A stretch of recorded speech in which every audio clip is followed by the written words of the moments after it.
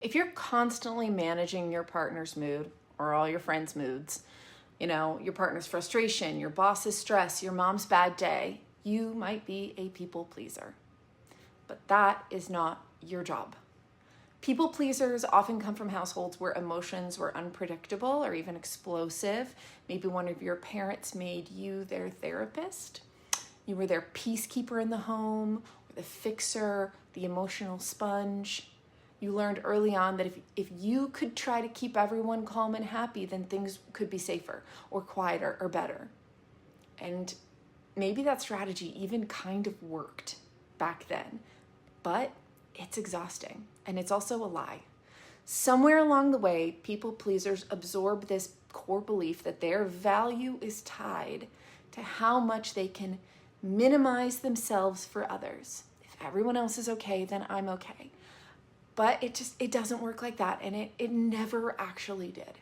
The cost is that you lose touch with your own needs. Literally, like someone could ask you what you want or need, and your brain just goes blank. Because your nervous system is wired to scan the room before it scans your own body. Your gut instinct is buried under years of tending to everyone else.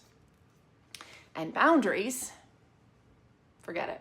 For a people pleaser, setting a boundary feels bad. It feels like a betrayal or selfishness.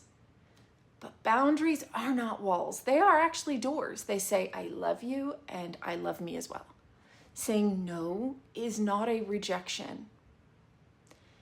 It's protection in a way that is healthy. Learning to untangle from this emotional babysitter role takes work. It takes work. So start small. Start with a moment where you'd normally overextend yourself and just take a pause. Ask yourself, what do I want right now? What do I actually need? And then when that inner guilt kicks in, the one whispering that putting yourself first is wrong, it's going to make them mad, that is actually not your conscience. It's just conditioning. It is an outdated survival instinct, a survival script trying to keep you safe in an environment, right? That doesn't have to exist or no longer exists. You are not selfish for having needs. You're not a bad person for not rescuing someone from their bad mood. Again, you are not a bad person for not rescuing someone from themselves. You are not cold or unloving for stepping away from chaos. You are allowed to have space. You are allowed to have rest. You are allowed to be free from fixing. You are not the emotional babysitter anymore, and you never should have had to be. Find one small way that you are going to choose yourself every single day. Start there and build.